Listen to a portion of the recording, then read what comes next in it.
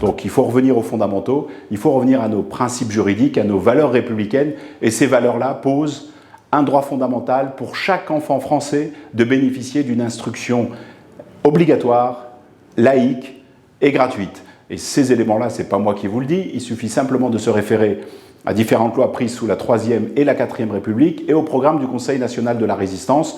Et puis on l'a maintenant dans notre préambule de constitutionnalité, dans ce qui constitue les valeurs fondamentales, les bases de notre République française. Donc la question principale, c'est examiner le droit à l'instruction des enfants français. Vous êtes français en étant français dès lors que vous adhérez à un corpus de règles et de valeurs républicaines. Et ce corpus de règles et de valeurs, il vous suit partout, où que vous alliez, que vous soyez sur le territoire de l'Hexagone, en métropole, dans nos territoires d'outre-mer ou à l'étranger. Donc c'est cette question de cette citoyenneté française qui est applicable à tous, partout et tout le temps, qui fait que justement, il ne peut pas y avoir de restrictions liées à la présence ou non sur un territoire. Et c'est d'ailleurs aussi pour cela, par exemple, qu'en France, des étrangers, même en situation irrégulière, peuvent bénéficier de cette instruction laïque et gratuite et obligatoire, puisqu'on reconnaît là un droit fondamental pour les enfants, et c'est ce caractère universaliste de notre République qui, moi, me paraît fondamental et que l'on doit continuer à protéger. Et cette universalité, on l'oppose justement aux intérêts particuliers, aux intérêts catégoriels et au marché.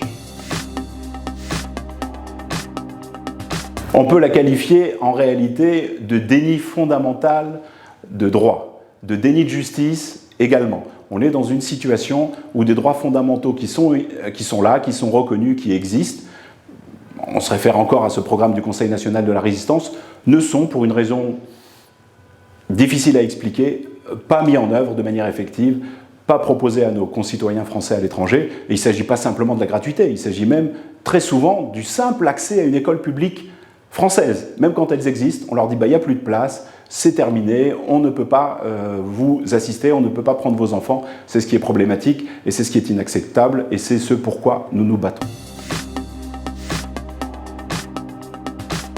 Alors cette question, à mon avis, des moyens, elle est très intéressante parce qu'elle cristallise autour d'elle un nombre incalculable de fausses conceptions de ce qu'est la citoyenneté, de ce qu'est la France et de ce qu'est la République.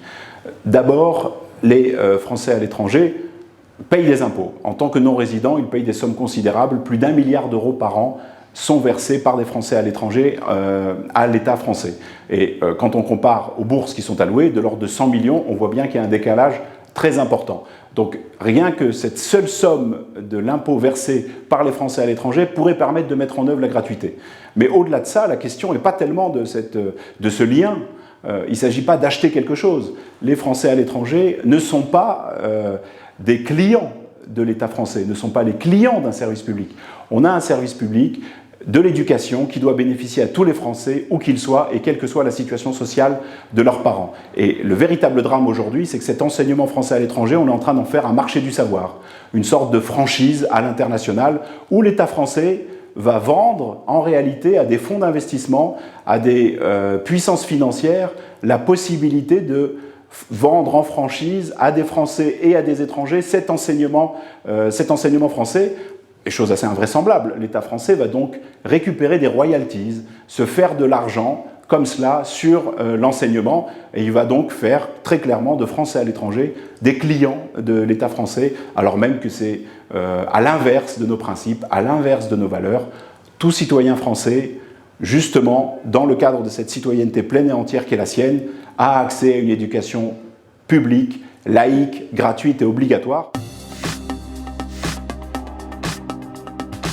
Et on est dans un système complètement élitiste économiquement, financièrement, où les citoyens français n'auraient plus accès réellement à une éducation comme cela est prévu par notre Constitution. Donc ce qu'il se passe en pratique, c'est que les gens qui sont trop riches pour obtenir des bourses ou trop pauvres pour payer eux-mêmes exclusivement se retrouveront totalement exclus, et donc ils iront mettre leurs enfants dans des écoles locales, dans les pays dans lesquels ils se trouvent, et on se retrouvera très rapidement avec une génération de citoyens français qui n'auront pas eu comme langue d'enseignement le français, qui n'auront pas comme cadre d'enseignement les valeurs républicaines et universelles de la République française, et ça c'est très problématique pour notre avenir. Donc la question principale de la qualité, elle est aussi liée au fait qu'on a une éducation nationale, qu'on a un pays qui s'est construit sur la base de ces hussards noirs de la République qui sont allés partout enseigner à toutes et à tous les Français pour leur permettre de bénéficier de cet ascenseur social, de ces principes républicains, de cette méritocratie. Cette question-là, ces hussards noirs de la République, on doit les avoir ailleurs, en dehors des frontières nationales, et ça nous pouvons le faire, nous avons les moyens de le faire et nous devons légalement le faire.